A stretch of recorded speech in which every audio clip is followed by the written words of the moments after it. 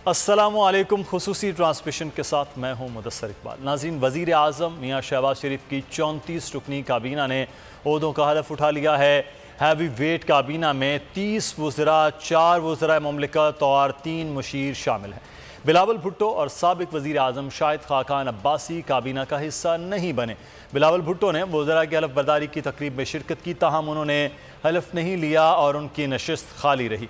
वफाकी काबीना में नून लीग के 14 और पीपल्स पार्टी के 9 अरकान शामिल हैं, जबकि बलूचिस्तान अवामी पार्टी और जमहूरी वतन पार्टी के एक JUI के 4 और MQM के 2 अरकान काबीना का हिस्सा हैं। वज़ीर आज़म शहबाज शरीफ को सबसे बड़ा चैलेंज तो है जो माशी तौर पर इस वक्त सूरत हाल है और मसाइल की मौजूदगी में वाकई अवामी मफादात पर मबनी सियासत में कुछ ऐसा वो कर सकेंगे। अगर वो ऐसा कुछ न कर सके तो मुस्लिम नून को अगले इंतखाबात में नई मुश्किलात का सामना भी होगा। दूसरी जानिब इत्तेहादी जमातों की जानिब से इंतखाबात का मुतालिबा भी किया जा रहा है। क्या ये मुमकिन होगा इस वक्त के फौरी इंतखाबात की इत्तेहादी हुकूमत जा सके या नहीं? इस सूरत हाल पर आज हम बात करेंगे। हमारे साथ हमारे मेहमान मौजूद हैं, सीनियर एंकर पर्सन, तजज़ियाकार, chief news officer Faisal Aziz Khan sahab. बहुत शुक्रिया फैसल साहब आपके वक्त का, और हमें ज्वाइन किया है लाहौर स्टूडियो में बाबर डोगर साहब पे, सीनियर सहाफ़ी हैं, तजज़ियाकार हैं। बाबर साहब आपका भी बहुत शुक्रिया। फैसल अजीज़ साहब, आखिरकार काबीना तश्कील हो गई है, आज हलफ बर्दारी भी हो गई, अब नया टास्क होगा, नया मामलात होंगे, जो मुश्किलात हैं उनसे निमटना है।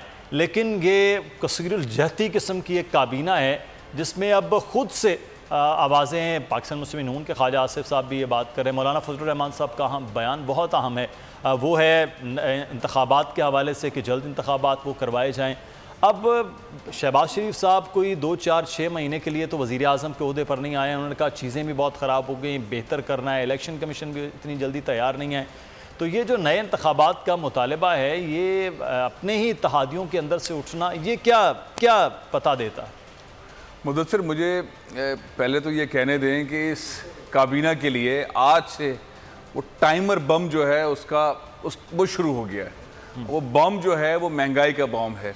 ये काबीना, इसके सरबरा शहबाज शरीफ साहब उस बम को कब फाड़ते हैं और आवाम पे कब वो महंगाई का एक नया सैलाब आता है, तो उसका इंतज़ार है। क्योंकि जो पेट्रोल मसनूआत की प्राइजेज़ हैं वो ये हुकूमत रोक नहीं पाएगी, बिजली की जो कीमतें हैं वो रोक नहीं पाएगी, और जैसे ही वो बढ़ेंगी तो एक नया महंगाई का तूफ़ान शुरू हो जाएगा और आवाम जो है इन पर उंगलियां उठाने लगेंगे।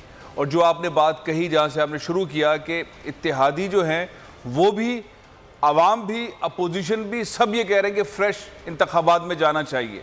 अब ये जो माहौल बनेगा महंगाई का आते ही, उसमें कितना पॉसिबल है, कितना आसान है शहबाज शरीफ साहब की इस हुकूमत के लिए, जो पहले से ही मालूम है कि 1 साल, 1.25 साल का टेन्योर लेकर आगे बढ़ रही है, लेकिन उससे पहले कितने ज़्यादा मुश्किल मराहिल हैं जिससे इसे गुजरना है, और कितनी बार ये प्रेशर आएगा, और अभी प्रेशर बिल्डअप करेंगे इमरान खान अपने जलसों से। तो ये कितना बड़ा टास्क है कि ये खींच के आगे ले जाएं। और जो आप इस्लाहात की बात कर रहे हैं, इलेक्शन कमीशन के हवाले से जो इस्लाहात की बात कर रहे हैं, बहुत सारी ऐसी बातें कर रहे हैं, और बहुत सारे अज़ाइम होंगे जाहिर है कि नैब के मामलात को, केसेस के मामलात को, ट्रांसफ़र पोस्टिंग को, जिससे वो अपने आप को कंफर्ट इन्वायरमेंट के अंदर ले जाएं। तो ये सारी चीज़ें हैं, लेकिन इन तमाम चीज़ों में सबसे इंपॉर्टेंट चीज़ जो है वो इन्होंने लोगों को रिलीफ देना है, आम लोगों को रिलीफ देना है। खाने पीने की अशिया सस्ती करनी है, पेट्रोल और सस्ता करना है, बिजली और सस्ती करनी है। इसलिए ये आए थे, महंगाई पर काबू पाने के लिए आए थे। अगर ये चीज़ें नहीं कर सकेंगे और प्राइजेस बढ़ेंगी तो आवाम इनके खिलाफ और हो जाएगी, और लोग बोलेंगे इमरान खान क्या गलत कहता था, इन्होंने तो फिर पेट्रोल पे डीजल बढ़ा दिया है, इन्होंने तो फिर बिजली का जो यूनिट है वो बढ़ा दिया है। तो ये प्रेशर जो है इस गवर्नमेंट के ऊपर मुसलसल रहेगा। अब देखते हैं कि वो टाइम बम जो है वो कब फटता है, कब पेट्रोल, डीजल और गैस में जो है वो इजाफा होता है। ये बड़ा इम्पॉर्टेंट मामला है, क्योंकि बार बार बाबर डोगर साहब, ये हुकूमत जो आई है ये कह रही है कि मईशत को जो है वो बारूदी सुरंगें बिछा कर गए हैं। ये जो मुशीर ख़जाना बन रहे हैं उन्होंने ये बात की है कि बारूदी सुरंगें बिछा कर गए हैं। और खाकान अब्बासी साहब का आपने वो बयान भी सुना, उन्होंने कहा पेट्रोल प्राइस बढ़ाना ज़रूरी है वरना मईशत की सूरत हाल नहीं है। अब इसी सूरत में जब मईशत का ये हाल है, शहबाज शरीफ साहब वज़ीर आज़म हैं, वो ऐसे सारे मामलात अपने गले में डालने के लिए तैयार होंगे कि जो महंगाई भी है, डॉलर आज 2 दिन से देख लीजिए कि डॉलर मुसलसल बढ़ रहा है और आज भी ये खबर है कि कल मज़ीद बढ़ेगा डॉलर, तो वो वापस 85 की जो सतह है वो क्रॉस करता नज़र आ रहा है। इस सारे मामलात के लिए भी फिर भी शहबाज शरीफ साहब तैयार हैं कि वो 1 साल में मईशत को बेहतर कर पाएंगे?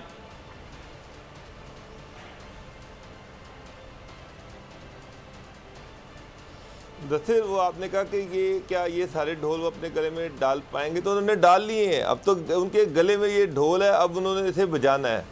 इशू ये है कि चैलेंजेस बहुत ज़्यादा हैं। इमरान खान साहब का जो सबसे वीक एरिया था वो था गवर्नेंस और एडमिनिस्ट्रेशन। इस एरिया में शहबाज शरीफ बहुत स्ट्रॉन्ग है, ब्यूरोक्रेसी से काम लेना उनको आता है और आप देख रहे हैं कि वो भाग भी रहे हैं। तो लाइन लॉसेस की बात है। मुझे अच्छी तरह याद है कि 2013 में जब मुस्लिम लीग नून की गवर्नमेंट बन रही थी तो उस वक्त भी ये कहा जा रहा था कि शहबाज शरीफ शायद तवानाई के मिनिस्टर उनको बना दिया जाए और ये डैम और ये जो तवानाई का क्राइसिस है ये उनके ज़िम्मे दिया जाए कि वो इसको हल करें। और बहुत ज़्यादा एक्सपेक्ट किया जा रहा था कि वो हल कर लेंगे, लेकिन एट दी एंड वो वज़ीर आला पंजाब आए तो आपने फिर देखा कि उन्होंने Bhikki power plant, Sahiwal coal power plant, Quaid-e-Azam solar park, 3-4 power plant लगाए जिससे तवानाई का बहरान खासी हद तक कम हुआ। तो चैलेंज तो शहबाज शरीफ के सामने है, लेकिन मैंने जो इन्हें पंजाब में 10 साल काम करते देखा है तो वो आदमी चैलेंज को लेता है और फिर उसको पूरा करता है। जहाँ तक महंगाई है तो मुझे लग रहा है कि उन्होंने लेकिन बाबर साहब वक्त कम है ना, वक्त इतने कम वक्त में तो वो शायद उस तरह ना कर पाए। फाइनेंस मिनिस्टर रही हैं, उनको भी बड़ा एक्सपोजर है।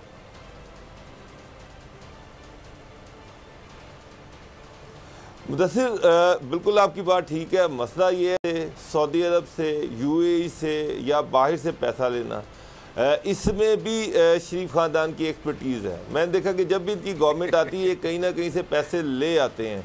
अभी सिर्फ इशू ये है कि 2-3 अरब डॉलर इनको चाहिए, अगर वो मिल गए तो ये किसी हद तक क्राइसिस को काबू पा लेंगे। लेकिन ये जो गवर्नमेंट आई है ये इसलिए नहीं आई कि ये जाते जाते आवाम से अपना बैंड भिजवा दे।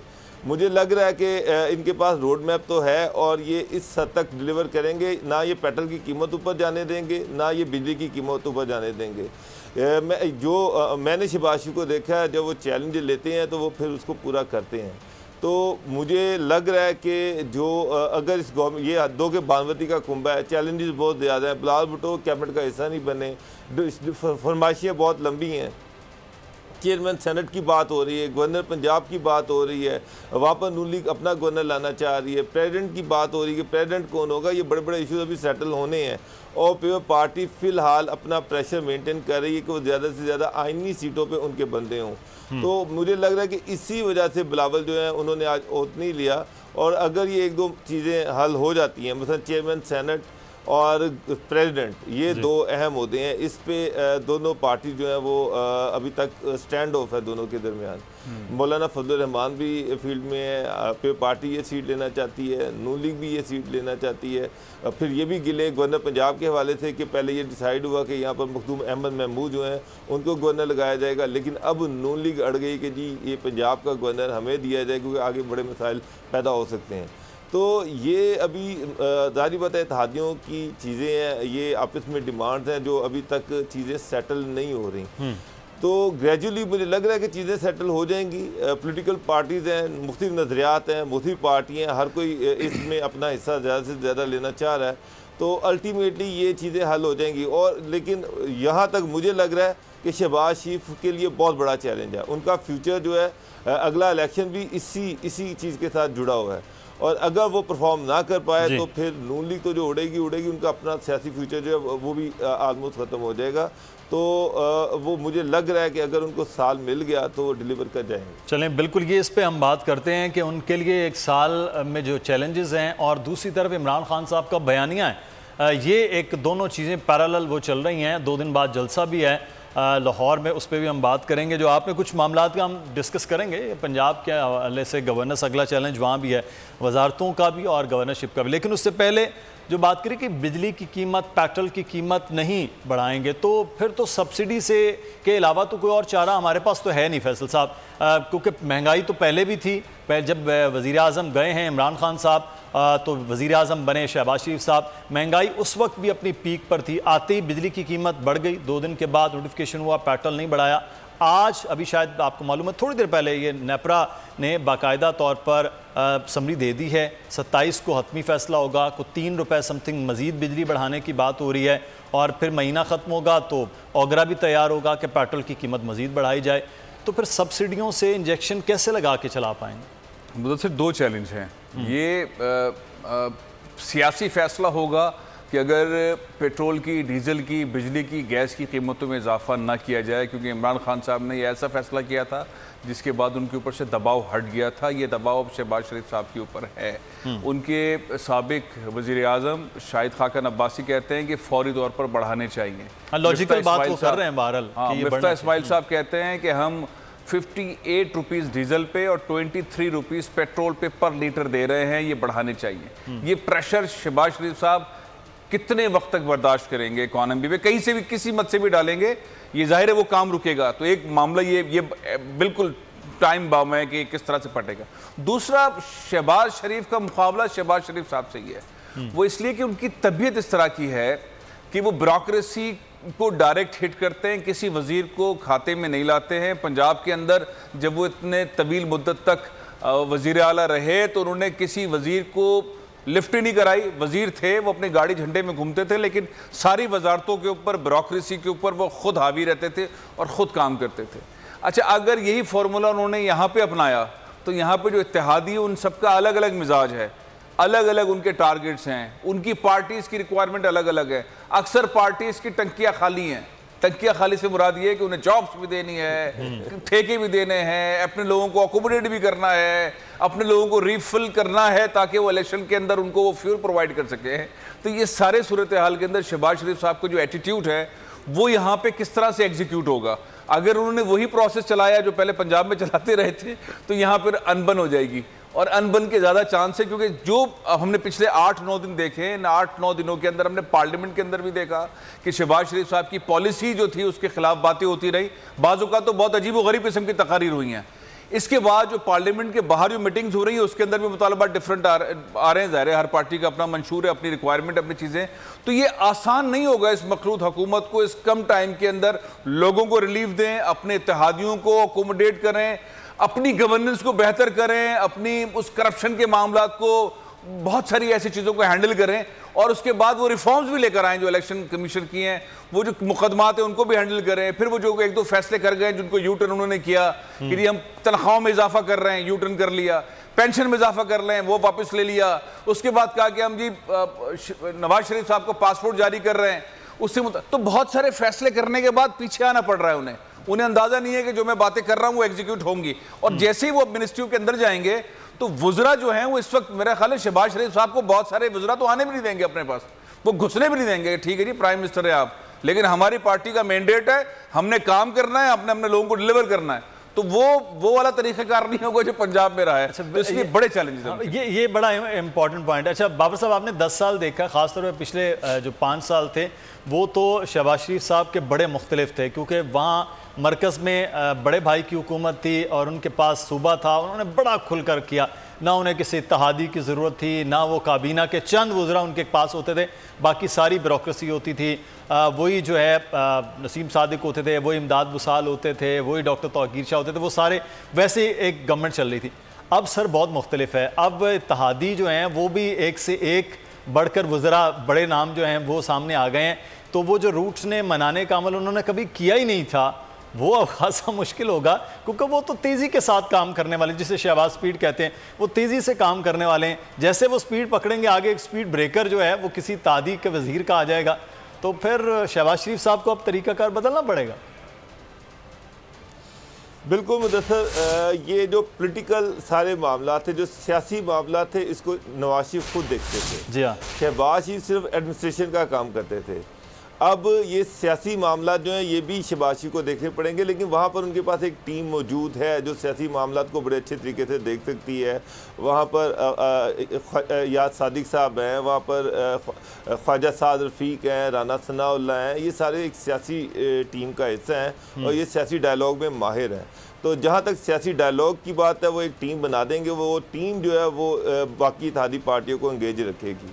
बाकी शहबाज शरीफ के ज़िम्मे मरकज़ में दो ही बड़े काम हैं। एक काम पेट्रोल की कीमतों को मेंटेन करना और दूसरा बिजली की कीमतों को मेंटेन करना।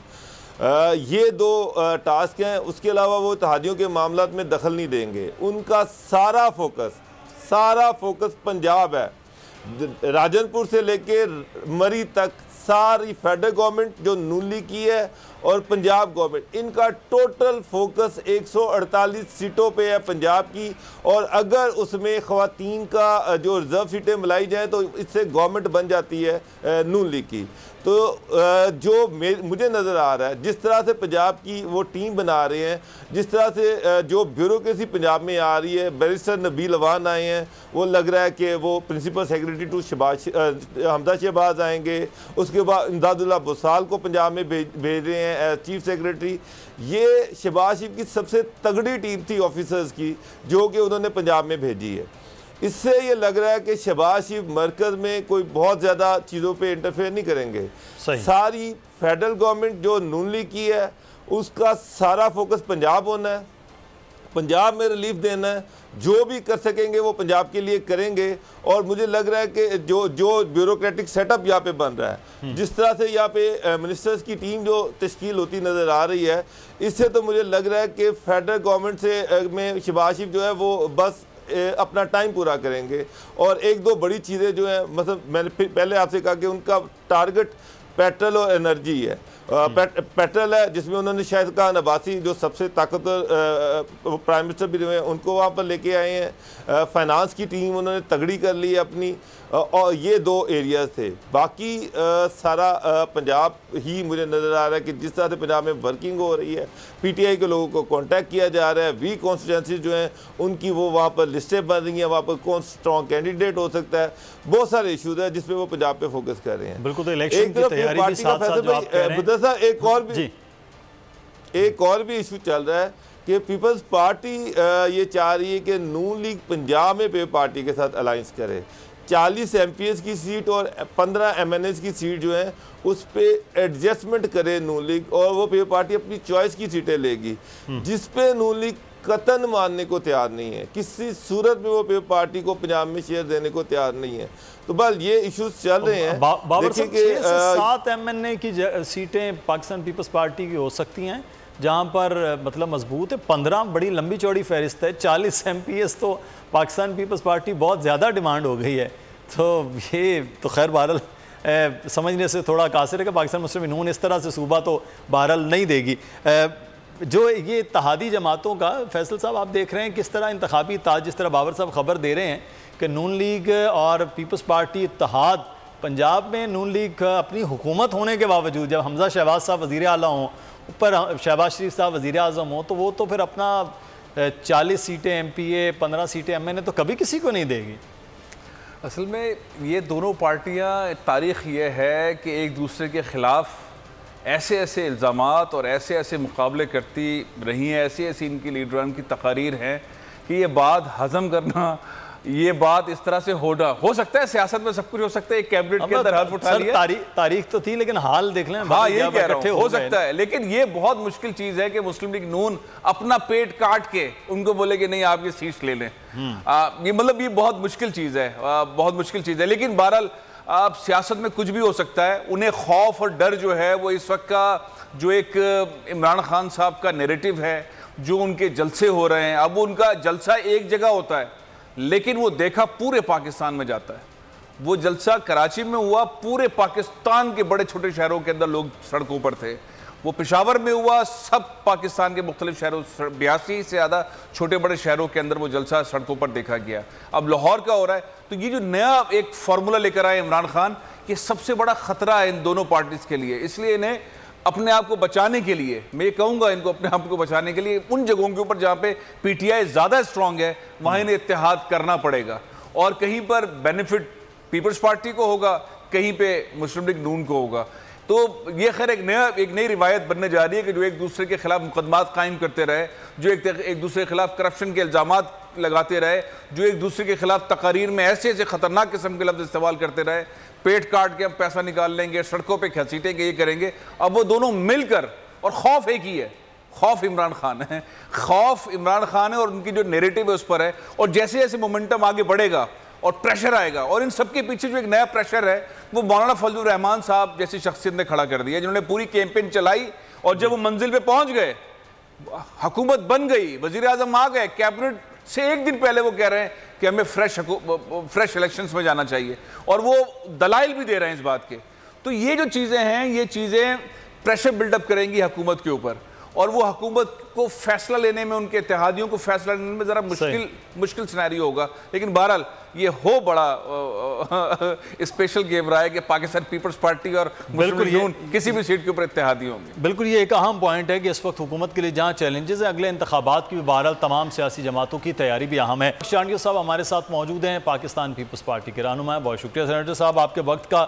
मौलाना शांडियो साहब, वफाकी काबीना की तश्कील हो गई है।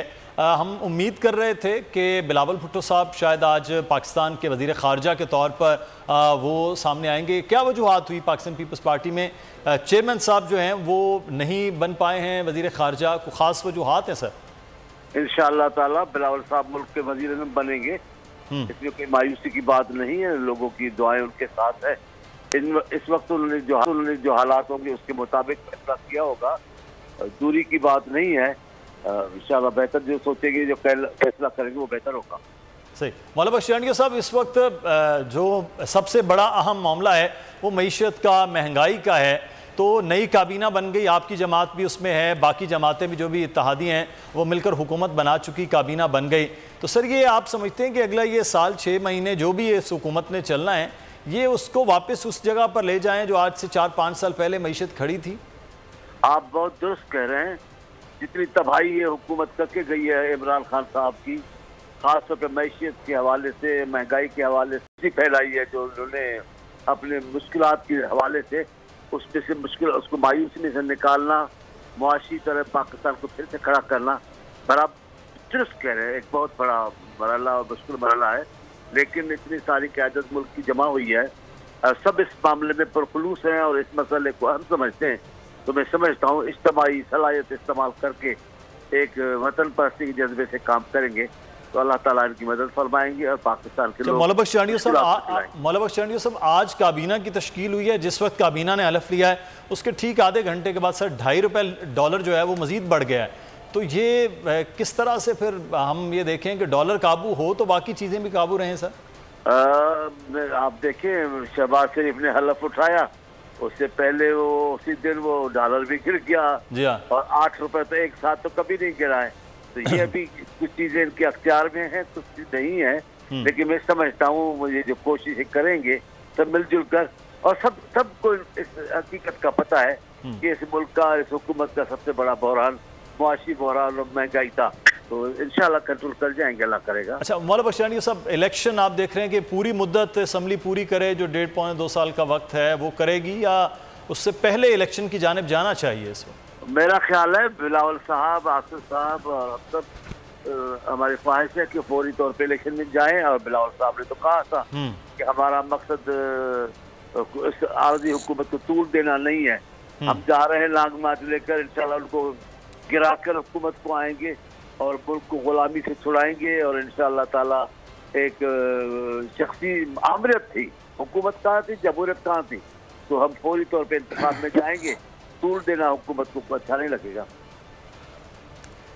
चांडियो साहब, एक बहुत ही आसान सा, सिंपल सा सवाल है। जितनी मोहब्बत पाकिस्तान पीपल्स पार्टी में और मुस्लिम लीग नून में इस वक्त है, बहुत ही ज़बरदस्त कोऑर्डिनेशन के साथ हुकूमत बनाई है, इमरान खान को निकाला है, इस मोहब्बत को आप आगे बढ़ता हुआ कहाँ देख रहे हैं? इत्तेहाद होगा, इंतखाबी इत्तेहाद होगा सिंध में, पंजाब में और जगहों पे, पीपल्स पार्टी और मुस्लिम लीग नून का एक ही उम्मीदवार होगा पीटीआई के मुकाबले में? ये सारी आपने जरा तफसील से कह रहे, बात एक ही है। जो पहला जुमला आपने कहा, सवाल वही है। अब कितना भी इसको तवील करें, लेकिन देखिए ये कोई इनका तजुर्बा कभी नहीं रहा है, ये आपस में रिवायती मुखालिफ है एक दूसरे के। लेकिन ये भी बेहतर बात हुई है, जिसको मानना चाहिए कि बहरान से निकालने के लिए, मुआशी बहरान से निकालने के लिए, अफरा तफरी को ख़त्म करने के लिए, गंदी ज़बान को सियासत में लाने के लिए, गंदी रिवायतें डालने के लिए, जो लाहौर और उधर वो इस्लामाबाद में हुआ है, हुकूमती रियासती हवाले से, हुकूमती हवालों से, उस रिवायतों को रोकने के लिए उन्होंने इत्तेहाद किया है। अच्छी बात है, हम तवक्को करते हैं कि, लेकिन मैं इस खुशखबरी में नहीं हूँ कि नून लीग और पीपल्स पार्टी एक उम्मीदवार करके खड़ा करेंगे। हालात हैं मुल्क के, क्या फैसला करता है करवाते हैं सियासी पार्टी से, ये कबल अज़ वक्त है। तो चांडियो साहब, ये जो इमरान खान साहब अब जलसे, पहले पेशावर, फिर कराची, अब लाहौर में 2 दिन के बाद जलसा होने जा रहा है, वो तो अपना एक मोमेंटम पूरा इंतखाबी मुहिम का चला रहे हैं, और जिस हुकूमत पर, गवर्नेंस पर सवाल हो रहे थे, अब वो एक नए बयानिए के साथ बाहर आ गए। तो फिर इस वक्त हुकूमत यानी कि आप तमाम सियासी जमातें उस बयानिए के खिलाफ कैसे आएँ? देखिए, बहुत सारी बातें जो वो करते हैं, लेकिन हमारा यकीन, मेरा तो, मैं एक सियासी कारकुन पे, मेरा तो यकीन है वो गलत बयानी करते हैं। खत के मामले में गलत बयानी करते हैं, अमेरिका के दबाव में उतारना गलत बयानी करते हैं, खुद को फोटो बनाकर पेश करने की कोशिश कर रहे हैं। मैं उसको नहीं मानता, लेकिन बहरहाल वो वक्त से पहले अलग हुए हैं, उनके ख्वाब चकनाचूर हुए हैं, उनकी जबान तो नहीं तब्दील हुई।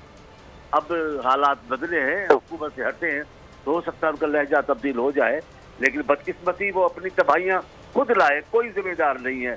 खान साहब ने अपने रवैयों से, खासतौर पर अपनी जबान से, अपने तकब्बुर से जिस अंदाज, जिस माहौल को खराब किया है, उसको अल्लाह ठीक करेगा। और बाकी वो सियासी पार्टी है, वो दोबारा इख्तियार में आने की कोशिश करे, और जो कुछ कर रही थी वो इंतखाब के हवाले से ही कर रही थी, इससे तो मुझे एतराज नहीं होना चाहिए। मैं उसे अच्छी तवक्को रखूँ कि वो पाकिस्तान के लिए आने वाले वक्त में बेहतर साबित हो सके। सही, बहुत शुक्रिया। मौला बख्श चांडियो साहब हमारे साथ मौजूद थे। और अब मामला ये है कि की बात हो रही है, उस बयानिए के हवाले से भी हम बात करें। एक तरफ तो हुकूमत के लिए चैलेंजेस है, दूसरा एक बड़ा चैलेंज है जो इमरान खान साहब अपना एक बयानिया लेकर चल रहे हैं। फैसल साहब, वो बयानिया, उसके काउंटर जो नैरेटिव है वो हमें उस तरह नज़र नहीं आ रहा। कल एक प्रेस कॉन्फ्रेंस थी, हम समझे कि प्रेस कॉन्फ्रेंस में कुछ ख़ास अहम होगा। मरियम औरंगज़ेब साहबा वो बड़ा नब्बे तुले बात भी कर रही होती हैं, लेकिन वो एक ट्रेंड के ऊपर था, और ट्रेंड के ऊपर उसके बाद मरियम नवाज साहबा ने एक ट्वीट किया, फिर उसको डिलीट कर दिया। ये सारे मामलात हो रहे। ये जो काउंटर बयानियाँ हैं वो हमें नज़र नहीं आ रहा। वो कह रहे हैं जी अमेरिका के ग़ुलाम हैं, हम अमेरिका की ग़ुलामी से निकलना चाहते हैं। गवर्नमेंट की जानिब से उस तरह का कोई बयानिया वो सामने नहीं आ रहा। वो कह रहे हैं ये सब इकट्ठे हो गए हैं, अब सब इकट्ठे हुए नज़र आ रहा है कि मेरी हुकूमत को तोड़ने के लिए वो बयानिया अवाम में जा भी रहा है, और वो उन्होंने 2 एक बड़े जलसे भी कर लिए हैं। अब लाहौर तीसरा मरकज़ बनने जा रहा है। इसकी काउंटर हुकूमत क्या करेगी, और ये बयानिया कब तक इमरान साहब लेकर चल सकते हैं? ये बहुत बड़ा सवाल है। मेरे ख्याल में इमरान खान साहब का बयानिया बहुत मजबूत है, लोग उनके साथ हैं। पिछले 2 जलसे वो पूरे पाकिस्तान के अंदर हुए हैं, वो 2 जलसे देखे गए। जिस तरह लोग निकले हैं, ये वो लोग निकले हैं, ख़वातीन, बच्चे, जवान, जिनको ट्रांसपोर्ट मुहैया नहीं की गई, जो बिरयानी के चक्कर में नहीं आए थे, जिनको 1000, 2000, 3000 रुपये नहीं दिए गए। कराची में तो बहुत डिफरेंट किस्म का माहौल था। और उसके बाद जो क्लिप्स आए लाहौर के, फैसलाबाद के, पेशावर के और बहुत सारे शहरों के, वो बहुत मुख्तलिफ किस्म का इन्वायरमेंट, और जितना ठोस बयानिया ये बन गया है, वाकई आप ठीक कह रहे हैं, काउंटर स्ट्रैटेजी हुकूमत के पास नहीं है। वो ट्रेंड जो है वो इस वक्त भी टॉप ट्रेंड है, इंपोर्टेड गवर्नमेंट नामंजूर। ये जो ट्रेंड है उसके लिए कहा जा रहा है कि रोबोटिक्स काम कर रहे हैं। कैसे काम कर सकते हैं रोबोटिक्स? लोग इसको ट्रेंड चला रहे हैं, लोग इसको जो है वो ट्रेंडिंग के अंदर रख रहे हैं। तो ये बयानिया इमरान खान जिस तरह लेकर चल रहे हैं, उसके बाद अब अमेरिकन थिंक टैंक्स आ रहे हैं सामने, वो ये बात कह रहे हैं वॉशिंगटन ने पार्लियामेंट को खरीद लिया, पाकिस्तान के थिंक टैंक्स की रिपोर्ट्स आ रही हैं, लेकिन आवाम को नहीं खरीद सके हैं। इमरान खान की पॉपुलरिटी की तस्वीरें लग रही हैं। तो वो प्रेशर तो आएगा हुकूमत के ऊपर, और इमरान खान साहब की पर्सनैलिटी ऐसी है, और उनके पास अपोजिशन की टीम है, उनके पास हुकूमत है, वो अपोजिशन अच्छा करते हैं, वो अच्छे जलसे करते हैं, उनकी कैंपेन बड़ी होती है। तो इमरान खान साहब का जो नैरेटिव है, जिस तरह से निकाला गया उनको, जिस तरह से उस खत के ऊपर तहकीकात नहीं हुई, कमीशन नहीं बनाया गया, आगे नहीं बढ़े हैं, तो उनका नैरेटिव और मजबूत हो रहा है। और दूसरा यह कि इमरान खान साहब जो खुददारी की बात कर रहे हैं, मैं तो बहुत सारे ऐसे उलमाए कराम से मिला हूं जो कहते हैं हमारी जिंदगी इमरान खान के लिए। मैं बड़ा ताज्जुब में हुआ, और वो इस बात पे थे कि जो रसूलुल्लाह सल्लल्लाहु अलैहि वसल्लम की इससे मुतालिक दुनिया को समझाया इमरान खान ने, वैसा तो किसी लीडर ने नहीं किया, वैसा तो उलमाए कराम भी नहीं कर सके। और जो उन्होंने इस यूएनओ के अंदर तकारीर की और उसके बाद इस्लामोफोबिया का दिन बनाया, तो लोग उनके साथ हैं। अब ये हुकूमत किस तरह नवाज शरीफ साहब, शहबाज शरीफ साहब, जरदारी साहब और उनके इत्तेहादी मौलाना फजल रहमान साहब कौन सा नैरेटिव बिल्ड करेंगे जिसमें इमरान खान को हराएं?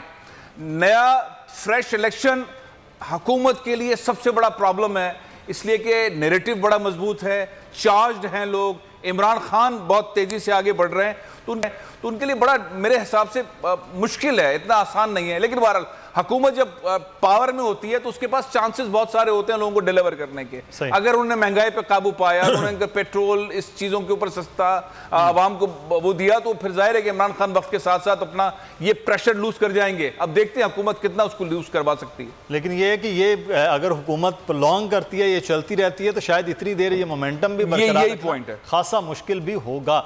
लेकिन अमीर अब्बास साहब ने भी हमें ज्वाइन किया, सीनियर सहाफ़ी, इनका पसंद तर्जकार है। बहुत शुक्रिया अमीर अब्बास साहब आपके वक्त का। सर ये इमरान खान साहब के बयानिया भी बात करेंगे, मैं चाहूँगा उस पर आप ज़रूर कमेंट करें, गलत है या सही है, लेकिन बहरहाल वो बयानिया बिक रहा है और लोग आ भी रहे हैं, जिसकी तवक्को शायद उस तरह नहीं की जा रही थी कि इतनी महंगाई और जिस किस्म की गवर्नेंस के मामला थे, जो सवाल थे।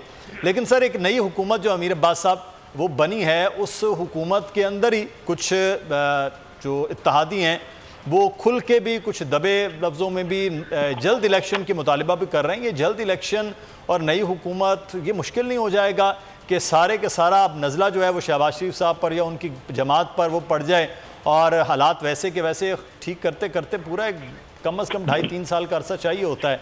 तो अगर जल्दी इलेक्शन हो तो ये फिर क्या होगा इस हुकूमत का और ख़ास तौर पर मुस्लिम नून का? बहुत शुक्रिया मुदस्सिर साहब। देखिए चाहते थे शहबाज शरीफ साहब की एक इंक्लूसिव गवर्नमेंट बने। उसका मकसद यही था जो आपने जिसका आपने खुद इजहार भी किया कि एक तो शेयर्ड रिस्पॉन्सिबिलिटी होगी, सारा नजला जाहिर बात है PMLN पर नहीं गिरेगा।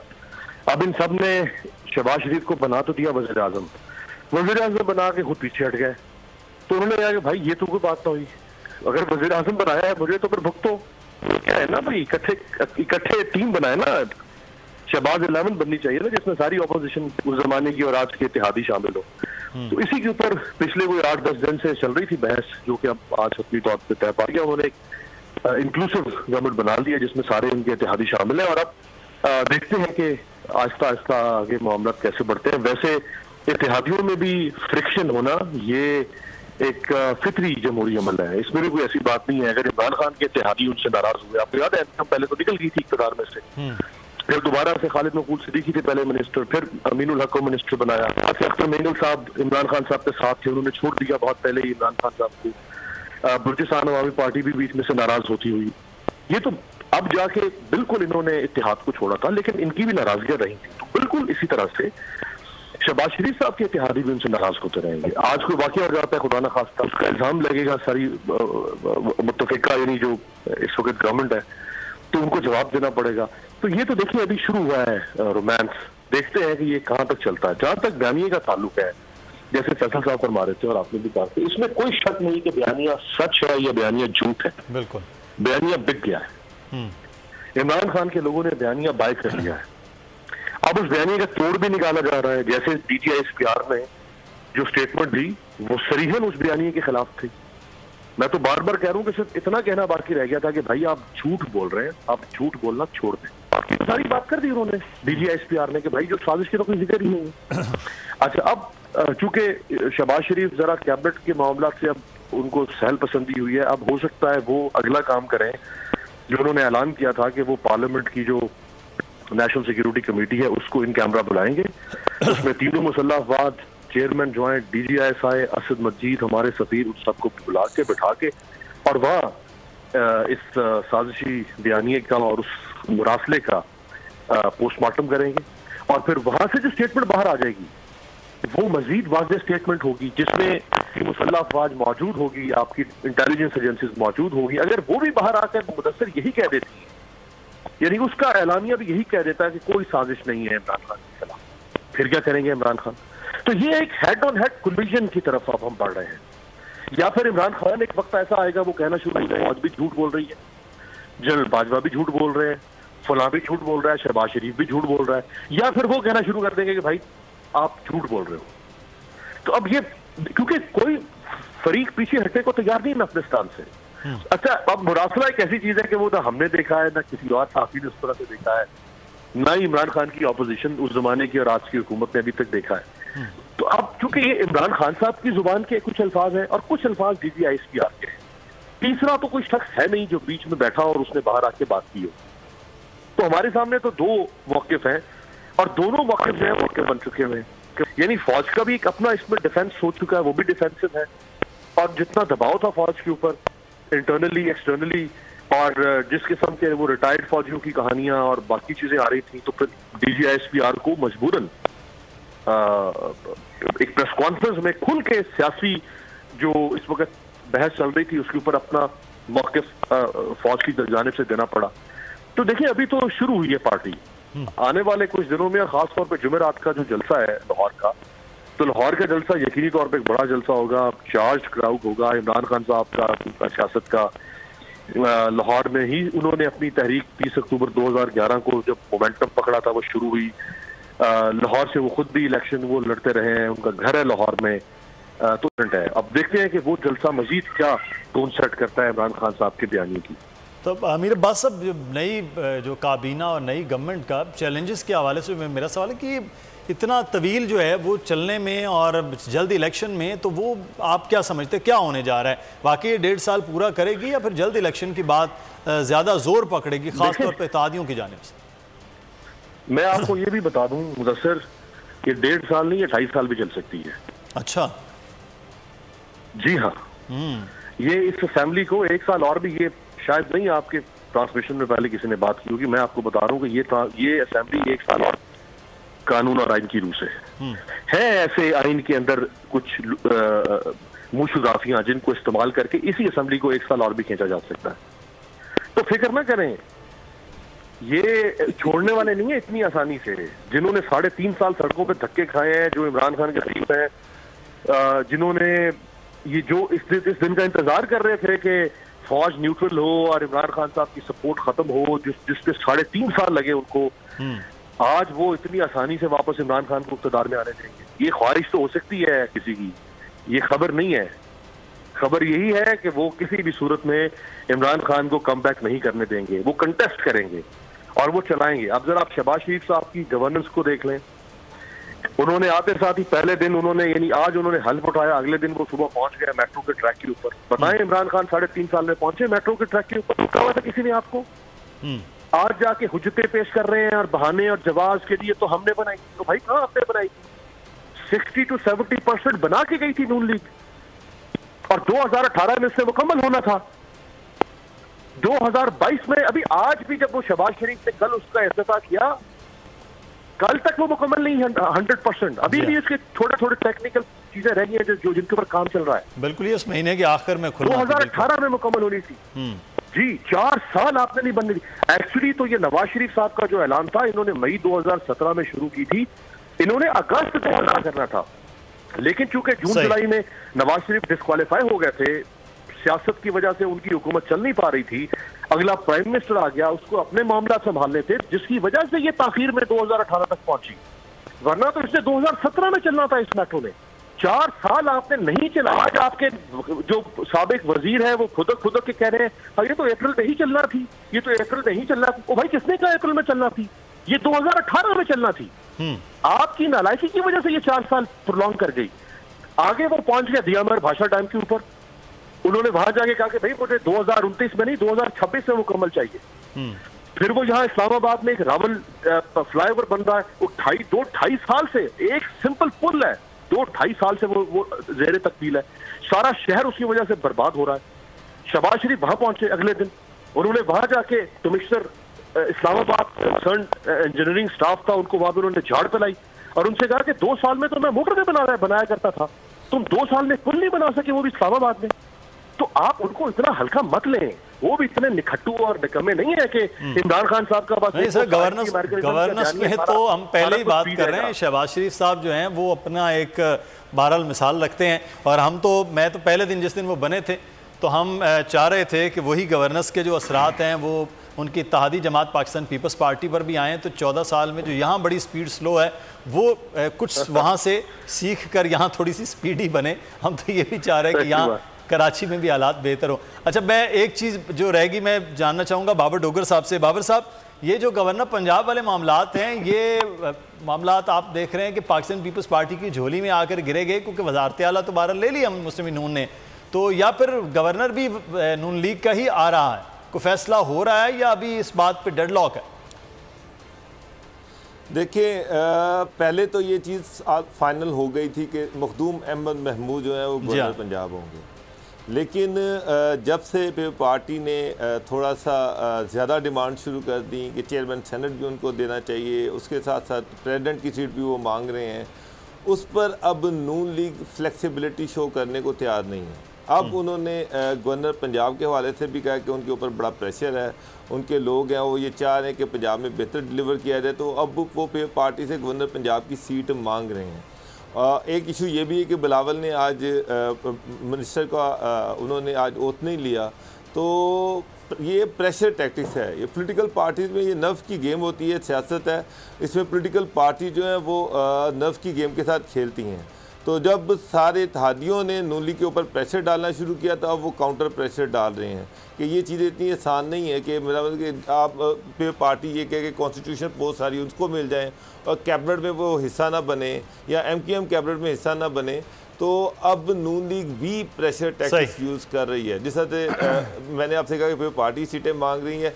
मुतासिर एक और चीज़ भी, आज फेडरल कैबिनेट ने ओथ ले लिया, पंजाब में भी 2-4 दिनों में काबीना बन जाएगी, पंजाब गवर्नमेंट जो है वो इन प्लेस आ जाएगी।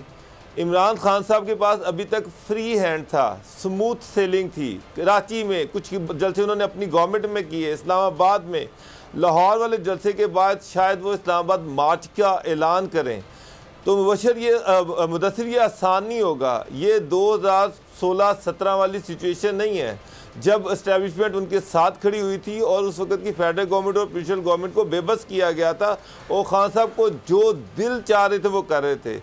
अभी आप देखिएगा जब ये पंजाब गवर्नमेंट बन जाएगी, पंजाब की काबीना ओथ ले लेगी, फिर मैं देखूंगा कि खान साहब कितने आराम से यहाँ पर जलसा करते हैं और वो जलसा ये इतना आसान नहीं होगा। राना सनाउल्लाह साहब भी विफाक में वज़ीर दाखिला बन गए हैं। अब खान साहब को जो पहले 3 जलसे हैं उसके बाद अगले जलसों के लिए या मार्च के लिए वो खासा एक मुश्किल दरपेश आने वाली है। अच्छा, मैं एक चीज़ फैसल साहब मैं चाहूँगा, मेरे सवाल वो है कि सर अब MQM फिर हो गई है, पाकिस्तान पीपल्स पार्टी भी विफाक में, यहाँ भी है, यहाँ हालात बदलेंगे, यहाँ भी कुछ स्पीड आएगी जैसे स्पीड विफाक में आई? शहबाज शरीफ साहब, ये असल में सबसे बड़ा सेलिंग पॉइंट है जो आपने सवाल किया, लेकिन इससे पहले मैं छोटे से एक कॉमेंट कर दूँ जी। अब वो असल में मुदाखलत और साजिश, मुदाखलत जो कहते हैं कि जी DGSPR ने कहा साजिश नहीं हुई है, मुदाखलत तो हुई है, साजिश नहीं हुई है, मुदाखलत हुई है। ये बहुत कोई 25,000 किलोमीटर के फासले का नैरेटिव नहीं है। मुदाखलत प्रैक्टिकल चीज है, साजिश तो कागज पे, साजिश नहीं हुई है, मुदाखलत हुई है। ये जो नैरेटिव इमरान खान लेके चल रहे हैं, मुदाखलत हुई है, DGSPR ने कहा है मुदाखलत हुई है, हाँ साजिश नहीं हुई है लेकिन मुदाखलत हुई है। तो ये नैरेटिव बहुत बड़ी एक स्ट्रॉन्ग सिनेरियो है। मैं बहुत सारे वो ट्विटर के ऊपर जो डिस्कशंस हो रही हैं उस पर बहुत सारे लोगों को मुख्तलिफ डिफरेंट किस्म की लॉजिक्स, वो डिप्लोमेट्स हैं, वो साबिक आर्मी ऑफिसर्स हैं, वो ओवरसीज पाकिस्तानीज हैं, वो सहाफ़ी तर्जकाकार हैं, ये बड़ा इसमें बड़ा कोई बहुत बड़ा कोई फर्क नहीं है कि साजिश नहीं हुई है। वो भाई अमेरिका हर जगह पे साजिश कर रहा है, अमेरिका हर जगह पे करता है, अमेरिका हर जगह पे मुदाखलत करता है, उसके थिंक टैंक्स कह रहे हैं और थिंक टैंक्स ये बातें, थिंक टैंक्स की रिपोर्ट्स आना शुरू हो गई हैं।